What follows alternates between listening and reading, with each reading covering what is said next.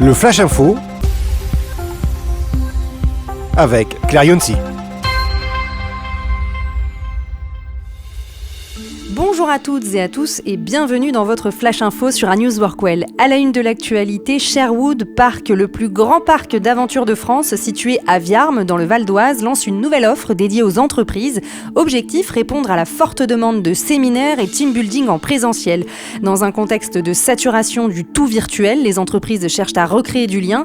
Sherwood Park mise sur l'authenticité, la nature et l'immersion pour booster la cohésion d'équipe. Jusqu'à 2000 personnes peuvent être accueillies dans un décor médiéval grandeur nature. Au programme, plus de 450 ateliers d'acrobranche, des tyroliennes allant jusqu'à 60 km/h, du laser ball, d'une paintball, des olympiades ou encore des explore games, ces jeux d'aventure scénarisés. Le tout encadré par une équipe costumée de chevaliers et d'archers. Avec plus de 15 ans d'expérience, Sherwood Park ambitionne de devenir un acteur majeur de l'événementiel d'entreprise en Île-de-France. Accessible en train depuis Paris-Gare du Nord, le site attire déjà plus de 150 000 visiteurs par an. À Paris, l'État accélère sa transition énergétique. Lundi 30 juin, près de 1000 agents des services franciliens de l'État ont emménagé dans un bâtiment réhabilité dans le 15e arrondissement de Paris. Baptisé Miolis, ce vaste ensemble immobilier de 20 000 m² a subi 2 années de travaux.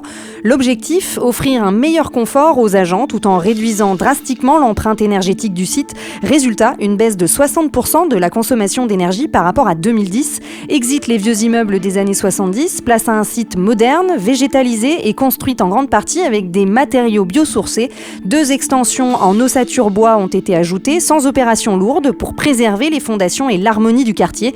Financée en partie par le plan France Relance, cette réhabilitation s'élève à 64 millions d'euros, dont 36 millions d'euros de travaux.